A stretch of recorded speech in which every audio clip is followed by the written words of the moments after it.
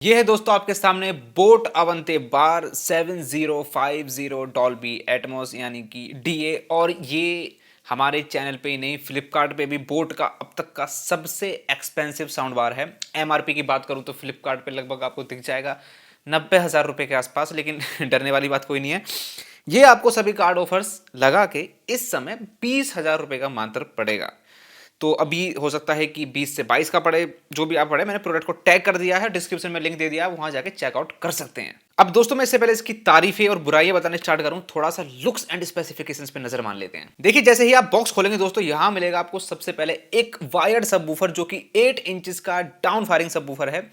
ये एक wired subwoofer है, वायरलेस सबवूफर नहीं है। इस चीज का आपको ध्यान रखना है, यानी कि इसके साथ एक वायर दी गई है जो आपको साउंड बार से अटैच करनी होगी। इस सबवूफर के पीछे दोस्तों छोटा सा बेस रिफ्लेक्स पोर्ट दिया गया है।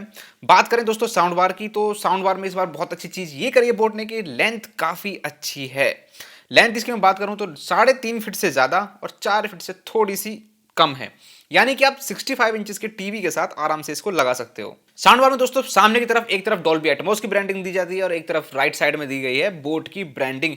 सामने की तरफ मेटेलिक ग्रिल है और उसके पीछे छुपे हुए हैं 3 ड्राइवर्स जिनका साइज है 2.25 इंचेस। और ये तीनों ड्राइवर दोस्तों डेडिकेटेड हैं सेंटर चैनल, लेफ्ट और राइट चैनल के लिए।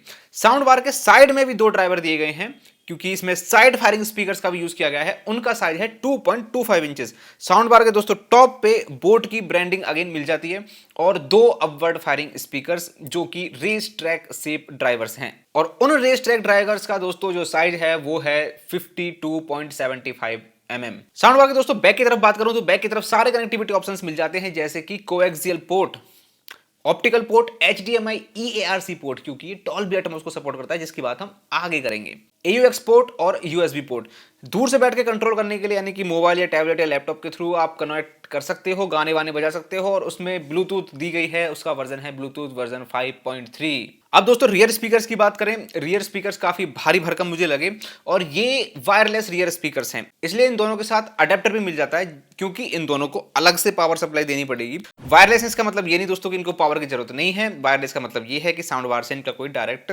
अटैचमेंट नहीं है। इन रियर स्पीकर्स में जो सामने की तरफ जो मेन ड्राइवर हैं उनका साइज है 2.25 इंचेस, अगेन जो कि सर्कुलर शेप में है ऑफ कोर्स। और ऊपर की तरफ सेम अपवर्ड फायरिंग स्पीकर जो हैं वो सेम जो इस साउंड बार के ऊपर दिए गए हैं वही यहां पे यूज किए गए हैं, यानी कि वो भी रेस ट्रैक ड्राइवर हैं जिनका साइज है 52.75 mm। आखिर में दोस्तों रिमोट कंट्रोल की बात कर लेते हैं। वही बेसिक सा रिमोट कंट्रोल मिल जाता है जो कि बोट अवंती प्राइम की जितनी भी मैंने साउंड बार देखी हैं लगभग वही रिमोट है। बेस ट्रैवल का कंट्रोल मिलता है, डिफरेंट EQ ऑप्शन मिल जाते हैं, movie mode, music mode, news mode, game mode. साथ में एक प्रॉब्लम मुझे जो लगती है वो ये कि इतने सारे जो ड्राइवर्स दिए हैं उनकी वॉल्यूम को आप अलग अलग कंट्रोल नहीं कर सकते। जैसे कि अपवर्ड फायरिंग स्पीकर्स की वॉल्यूम को कंट्रोल करने के लिए अलग से डेडिकेटेड बटन होना चाहिए, और रियर स्पीकर्स की जो वॉल्यूम है उसको कंट्रोल करने के लिए जो है अलग से डेडिकेटेड बटन होना चाहिए, ताकि सराउंड साउंड जो आती है मूवीज में हम उसको अपने हिसाब से एडजस्ट कर सकें। तो ये दोस्तों एक प्रॉब्लम है। तो दोस्तों टोटल जो ये सिस्टम है, कहने का मतलब डॉल्बी एटमॉस को सपोर्ट करता है। और इसकी मैं चैनल कॉन्फ़िगरेशन की बात करूं वो है 7.1.4। 7.1.4 का मतलब सीधा सा मैं आपको समझाऊं तो ये होगा जैसे कि एक नॉर्मल 5.1 सराउंड साउंड सिस्टम होता है, उसमें 5 जो चैनल्स होते हैं, एक होता है centre channel, left surround, right surround और पीछे के रियर सराउंड जो होते हैं लेफ्ट एंड राइट।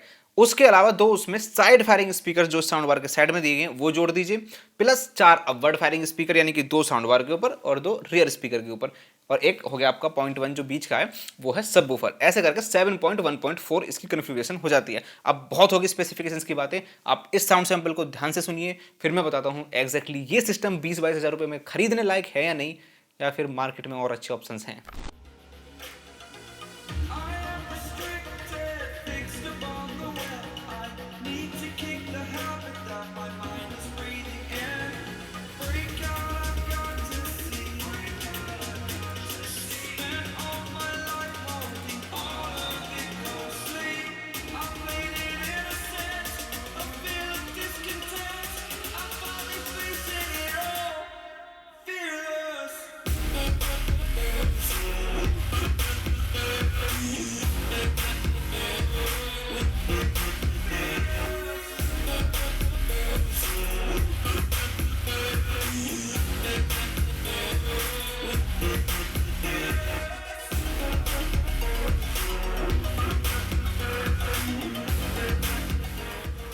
दोस्तों सबसे पहले मैं लाउडनेस की बात करना चाहूंगा। बहुत ही बेहतरीन, बहुत ही ज्यादा ये सिस्टम लाउड है और लाउड होने के साथ साथ दोस्तों कानों के लिए बहुत सॉफ्ट है। यहां मुझे बहुत अच्छी एक चीज लगी, कोई भी ओवर शार्पनिंग या वोकल्स बहुत ज्यादा बूमी हो, बहुत ज्यादा भारी हो, बेस हैवी हो, ये चीज आपको यहां देखने के लिए नहीं मिलती।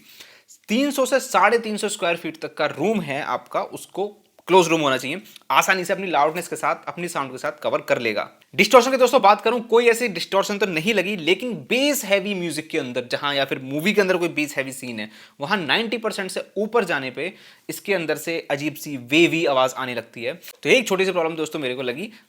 आप इसके लिए बेस को थोड़ा सा कम करके रख सकते हैं, या फिर 90% ऊपर से वॉल्यूम, 90% से ऊपर जो वॉल्यूम आप उसको मत ले जाना। दोस्तों ओवरऑल क्लैरिटी की बात करूं, वोकल डिलीवरी जो है ना दोस्तों, क्योंकि ये सिस्टम बेसिकली डिजाइन है टीवी के लिए, मूवीज के लिए, तो वोकल्स, जहां वोकल्स हैं मूवी के अंदर हो, न्यूज़ के अंदर हो, पॉडकास्ट के अंदर हो, यूट्यूब के अंदर हो, कमेंट्री के अंदर हो, कहीं भी जहां वोकल्स हैं, वोकल्स काफ़ी लाइट फील हो रहे हैं, लंबे समय तक आप सुन सकते हो। जैसे कि मैंने बताया कि ज़्यादा आवाज़ पे भी वोकल्स कानों के लिए काफ़ी सॉफ्ट लग रहे हैं। तो दोस्तों कुल मिला के जहां जहां डायलॉग्स का काम है, जैसे कि मूवी, न्यूज़, पॉडकास्ट, वहां ये सिस्टम बहुत बेहतरीन, बहुत ही परफेक्ट और मेरी तरफ से पास। दोस्तों मैं वोकल्स की डिटेलिंग की भी यहाँ थोड़ी बात करना चाहूंगा। देखिए वोकल्स में इतनी डिटेलिंग है यहाँ पे कि अगर मूवी का कोई सीन है या कुछ भी है जहां दो लोग आपस में विस्पर कर रहे हैं, फुसफुसा रहे हैं, वो भी आपको क्लियरली समझ में आ जाएगा।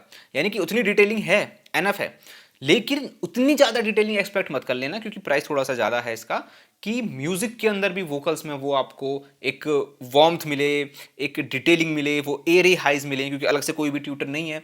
कुल मिला के जो 20 से 22 हज़ार रुपये की जो ऑडियो फाइल ग्रेड के बुक सेल्फ स्पीकर हो गए, या फिर 20 से 22 हज़ार रुपये के कोई अदर गैजेट्स हो गए जहां ऑडियो फाइल लेवल की आवाज़ आपको सुनने के लिए डिलीवर की जाती है, उस टाइप की इसकी आवाज़ नहीं है। म्यूजिक में कोई दिक्कत नहीं होगी, ठीक है, लेकिन बहुत ज़्यादा उम्मीद मत करना कि क्लैरिटी बहुत उस टाइप की मिलेगी, और उस टाइप की मिल भी नहीं सकती 20-22 हज़ार रुपये में, और वो भी एक डॉल्बी एटमॉस सिस्टम के अंदर। अब दोस्तों आपका जो फेवरेट पैरामीटर है बेस की, मैं यहाँ बात करना चाहूँगा। वोकल्स भी क्लियर हो गए, डायलॉग डिलीवरी अच्छी है, इंस्ट्रूमेंट भी ठीक ठाक सुनाई देते हैं।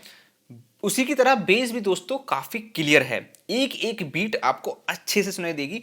बेस काफी, एक बोलते हैं ना, एक समेटा हुआ बेस इसमें आपको मिलेगा, फैला फैला वो बेस आपको देखने के लिए, सुनने के लिए नहीं मिलेगा। और उसका एक रीजन मैं ये बोल सकता हूं कि 60 हर्ट्ज, ध्यान से सुनना, 60 हर्ट्ज तक ही इसका बेस डीप जाता है। 60 हर्ट्ज के नीचे रोल ऑफ होना स्टार्ट हो जाता है। यानी आपको जो डीप बेस के जो पसंदीदा, जो डीप बेस को पसंद करते हैं, वाइब्रेशंस, रंबल्स, यहाँ आपको बहुत ही कम मिलेंगी, बहुत ही लिमिटेड मिलेंगी, ना के बराबर मिलेंगी किसी किसी केस में। तो बहुत ज़्यादा उम्मीद मत कर लेना 60 हर्ट्ज के नीचे बेस रोल ऑफ हो रहा है। 60 हर्ट्ज तक ही आपको बेस यहाँ पे फील होगा, या मैं बोलूँ सुनाई देगा। तो यानी कि जो आपका लो एंड होता है, कभी आप ये उम्मीद लगाने लगो कि 8 इंचेस का सब वूफर है, पता नहीं क्या लोग उम्मीद लगाने लगते हैं, तो उस टाइप से ऐसा नहीं है। आपकी उम्मीदों पे पानी तो नहीं फिर गया, ठीक है। तो इस टाइप के बेस में, लेकिन दोस्तों मूवी के हिसाब से काफ़ी सही है। एक चीज़ मुझे बड़ी अजीब सी लगी कि बेस के अंदर EQ जो मोड इसमें रिमोट में दिया गया है, मूवी के अंदर वो बेस ज़्यादा हो जाता है, म्यूजिक के अंदर थोड़ा सा बैलेंस रहता है। ओवरऑल दोस्तों बेस भी मैं बता दूं बैलेंस ही है। जिसको ज़्यादा बेस बूस्टेड चाहिए, यानी कि वोकल्स के कंपैरिजन में बेस यहाँ पे चाहिए, नहीं, इसका बेस वोकल्स लगभग आसपास ही है। तो बेस बैलेंस है, 60 हर्ट्ज तक डीप जाता है, उसके नीचे नहीं जाता। लेकिन हाँ, बेस में दोस्तों क्लैरिटी काफ़ी अच्छी है। नाउ दोस्तों लास्ट पैरामीटर जो कि इसकी सबसे बड़ी हाईलाइट है, डॉल्बी एटमॉस। डॉल्बी एटमॉस का जो भूत है दोस्तों, मैं आपका कई वीडियोस में उतार चुका हूं। मैं फिर से ये बोलना चाहूँगा, पहली बात तो जो डॉल्बी एटमॉस कंटेंट अवेलेबल है OTT प्लेटफॉर्म के अंदर, वो बहुत ही कंप्रेस्ड फॉर्म में है। वहाँ HDMI EARC की भी ज़रूरत एक्चुअली में नहीं पड़ती है, ठीक है, लेकिन चलो फिर भी ठीक है, सिस्टम के अंदर आपको मिल जाती है। प्लस ये जो 4 जो अपवर्ड फायरिंग स्पीकर्स हैं, काश ये आपके सीलिंग्स के ऊपर होते तो वो इफेक्ट दोस्तों बहुत ही जानदार आता। तो इसलिए हम इसको बोल सकते हैं कि वर्चुअल डॉल्बी एटमॉस। लेकिन फिर भी ये बेटर है एक डॉल्बी डिजिटल 5.1 से। यानी कि एक डॉल्बी डिजिटल 5.1 से एक कदम आगे, लेकिन 4-5 कदम पीछे डॉल्बी प्रॉपर डॉल्बी एटमॉस से। तो ये है दोस्तों इसकी पूरी कहानी। बाकी लेकिन सराउंड साउंड काफ़ी अच्छा है, वोकल्स दोस्तों मुझे काफ़ी अच्छे लगे, लॉन्ग टर्म में आप सुन सकते हो, कानों के लिए सॉफ्ट रहेंगे, और बेस भी दोस्तों इसका डिसेंट है। तो कुल मिला के दोस्तों मेरे हिसाब से अगर ये सिस्टम आपको 20,000 रुपये का सारे कार्ड वार्ड ऑफर लाके पड़ रहा है, तो दोस्तों मेरे हिसाब से वैल्यू फॉर मनी है। कुल मिला के दोस्तों मैं बहुत जल्दी एक कंपैरिजन वीडियो लाने वाला हूं, जहां पे 20,000 रुपये के आसपास जितने भी सराउंड साउंड सिस्टम हैं with Dolby Atmos, with Dolby digital, सबको कंपेयर करेंगे। बोट के हो, LG के हो, सोनी की हो, किसी के भी हो। ठीक है, बहुत जल्द वीडियो आने वाली है दोस्तों, इसी दिसंबर के अंदर आके रहेगी वो वीडियो, तो इसलिए सब्सक्राइब कर लीजिए, इंस्टाग्राम पे फॉलो कर लीजिए। मैं मिलता हूँ किसी नेक्स्ट वीडियो में नेक्स्ट टॉपिक के साथ। बाय।